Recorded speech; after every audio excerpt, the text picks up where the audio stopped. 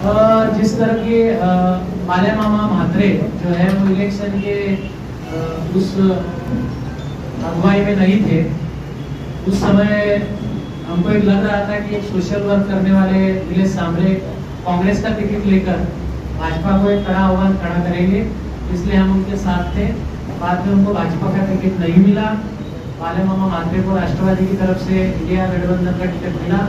हम सोचते हैं कि वोटों का बंटवारा नहीं होना चाहिए और इंडिया गठबंधन का कैंडिडेट चुन के आना चाहिए। यही बात मद्देनजर रखते हुए हमने आज माले मामा म्हात्रे जी को समर्थन दिया। अभी आप क्या समझते हैं, साबरे जी जो हैं उनको बी टीम समझ रहे हैं बीजेपी में? हम उनको बीजेपी का ऐसा हमारा कोई एलिगेशन नहीं है। सोशल वर्क में उसका अच्छा काम है, लेकिन कोई भी अपक्ष उम्मीदवार जब खड़ा रहता है, अगर वो वोट काटता है तो उसका फायदा हमेशा जो भाजपा के कैंडिडेट उसको होता आ रहा है, ये हमने देखा है। इसलिए उन्होंने जो पिछली बार जो सुझाव रखा था कि हम बाला मामा से बात करेंगे, बाला मामा अगर लड़ना चाहते हैं, उनकी ताकत ज्यादा है। मुझे लगता है कि शिवसेना, उद्धव ठाकरे गढ़, भिवंडी और पूरे क्षेत्र में बहुत ही मजबूत गढ़ है। अब भिवंडी सिटी में देखोगे तो भिवंडी सिटी में कांग्रेस और राष्ट्रवादी बहुत ही मजबूत है। मुस्लिम वोट जहाँ तक मेरा ख्याल है कि नहीं बटेंगे, 80-90% वोट इंडिया गठबंधन को ही जाएगा। तो मुझे लगता है कि दलित वोट तो माले मामों को ही गिरेगा, क्योंकि संविधान को बचाने की जब बात आती है तो सबसे आगे बाबा साहब को मानने वाले लोग ही रहते हैं। ये आपने इतिहास देखा है। तो मुझे लगता है आज की तारीख में माले मामा एक जीतने वाला कैंडिडेट दिखाई दे रहा है। तो ऐसे समय में संविधान को बचाने के लिए और देश हित में ये निर्णय लेना उचित रहेगा कि इंडिया गठबंधन को समर्थन दे। इसलिए हम इंडिया गठबंधन को समर्थन दे रहे हैं। इसलिए हम किसी भी तरह का एलिगेशन नीलेश सांबरे जी के ऊपर नहीं कर रहे, लेकिन उनसे एक विनती पूर्वक आग्रह कर रहे हैं कि सोशल वर्क में आप आगे हो, लेकिन एक पॉलिटिकल स्टंट होना भी जरूरी होता है। उस बारे में लोगों में संभ्रमावस्था है कि आप भाजपा के साथ जाओगे या इंडिया गठबंधन के साथ जाओगे। तो ये अभी तक वो स्पष्ट नहीं कर पा रहे हैं। तो इसलिए हम जैसे अम्बेडकरवादी कार्यकर्ताओं के मन में, मुस्लिम कार्यकर्ताओं के मन में, आदिवासी कार्यकर्ताओं के मन में और जो संविधान को मानते, डेमोक्रेसी को मानते, उनके मन में सांशकता है कि आप इलेक्शन लड़ रहे हो तो किसके साथ जाने के लिए लड़ रहे हो और आपका टारगेट क्या है, तो वो स्पष्ट नहीं हो पा रहा है। इसलिए मुझे लगता है कि वोट काटने के बजाय वो माले मामा म्हात्रे को अगर समर्थन देते हैं और ये देश के हित की बात है और हमेशा अच्छा काम करते हैं, तो ये भी अच्छा देश के हित वाला काम उनको करना चाहिए और उनको माले मामा को ही समर्थन देना चाहिए, ऐसा हम उनको विनती करें। ज्या पद्धतीने आपण सांगता की बाळा मामाला आपण समर्थन दिलेलं आहे, परंतु तुतारी हा चिन्ह आपण कशा प्रकारे घरोघरी पोहोचवणार? कारण ज्यावेळी घड्याळ होता तो सर्वांना माहीत होता, परंतु अद्याप आता तुतारी ते आपण समर्थन देता कशा प्रकारे घरोघरी पोहोचवणार? मला असं वाटतं की इंडिया गठबंधन आघाडीने जे त्यांचा जाहीरनामा घोषित केलेला आहे त्याला न्यायपत्र असं म्हटलेलं आहे। तो उन्होंने जो मैनिफेस्टो बनाया है उसको आप देखोगे तो मुझे लगता है मैनिफेस्टो पढ़ने के बाद, जाहिरनामा पढ़ने के बाद आप इस बात को सोचोगे कि भारत जोड़ो यात्रा के तहत राहुल गांधी जी ने पूरे देश का जो भारत जोड़ो यात्रा के तहत लोगों से संपर्क किया, तो उसकी उनकी जो लोगों से मिलने के बाद उनकी जो सोच, उनके ख्यालात जो बदले हैं वो हमको उस न्याय पत्र में दिखाई देते हैं। उन्होंने कहा कि गरीबों का सर्वेक्षण होगा, जाति न्याय सर्वेक्षण होगा।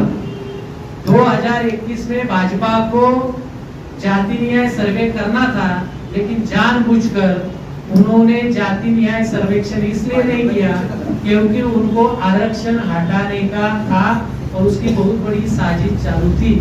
अभी न्याय पत्र में राहुल गांधी जी ने एक बात कही है कि हम जातीय जनगणना करेंगे ताकि हर जात में उनकी सामाजिक, आर्थिक, सांस्कृतिक उनकी क्या परिस्थिति है और उसके तहत योजनाएं बनाई जा सके। तो सबसे बड़ी बात उन्होंने कही कि सभी जाति धर्मों के, वर्गों के, गरीबों की भी सर्वेक्षण किया जाएगा और गरीबी हटाने के लिए जो जो योजनाएं बनानी है वो योजनाएं बनाएंगे। अकाउंट में कल आपने मेरे ख्याल से मैंने कल भाषण देखा कर्नाटक में, उन्होंने कहा कि हर एक गरीब जो जनगणना के बाद जो सबसे ज्यादा गरीब है उनके अकाउंट में 1 लाख रुपए हर साल आएगा। जो महिला के अकाउंट में 1 लाख रुपए आएगा। उन्होंने जो कर्नाटक में घोषणा की थी महिलाओं को हर साल वो 12,000 रुपए देंगे हर महीना, वो 12,000 उनके अकाउंट में जा रहा है। उन्होंने ग्रेजुएशन जो होंगे जिनको नौकरी नहीं है वो 1 साल तक सरकार से आग्रह कर सकते कि हमको नौकरी चाहिए, और उन लोगों के लिए भी उन्होंने 8,000 रुपया हर महीना देने का वादा किया। तो मुझे लगता है कि ये जो जाहिरनामा है ये सभी जाति धर्मों के वर्गों के तबकों को और यहाँ के युवाओं को रोजगार देने के लिए बहुत ही महत्वपूर्ण है। आज 83% युवा, 27 करोड़ युवा इस देश के नौकरियों से वंचित है, और यहाँ भाजपा सरकार 80 करोड़ लोगों को हम धान्य देंगे ऐसी बात करे, इसका मतलब 80% लोग, 80 करोड़ लोग यहाँ नीचे के तबके में रहते हैं जो 3 वक्त का खाना भी नहीं खा सकते। तो उनके उद्धार के लिए, उनके विकास के लिए 10 सालों में भाजपा ने ये क्या किया ये बताने के लिए उनके पास कोई उत्तर नहीं है, कोई योजना नहीं है। तो भाजपा सरकार खाली जुमलेबाज सरकार है और पूरी तरह से फ्लॉप सरकार है। इसलिए उनको हटाना मतलब गरीबी हटाना है, उनको हटाना मतलब बेरोजगारी हटाना है, उनको हटाना मतलब सामाजिक और राजनीतिक जातीय धर्मीय ध्रुवीकरण को हटाना है, उनको हटाना मतलब संविधान को बचाना है।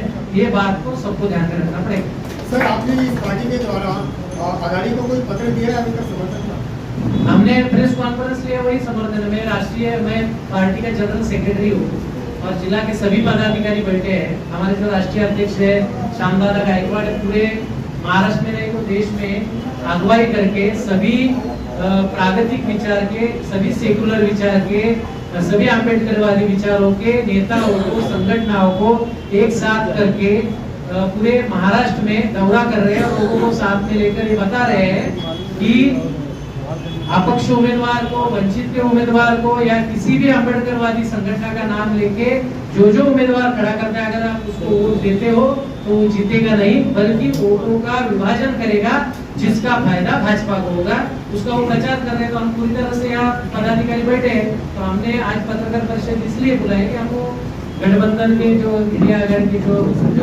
उम्मीदवार है बाला मामा मात्रे वो समर्थन करते हैं।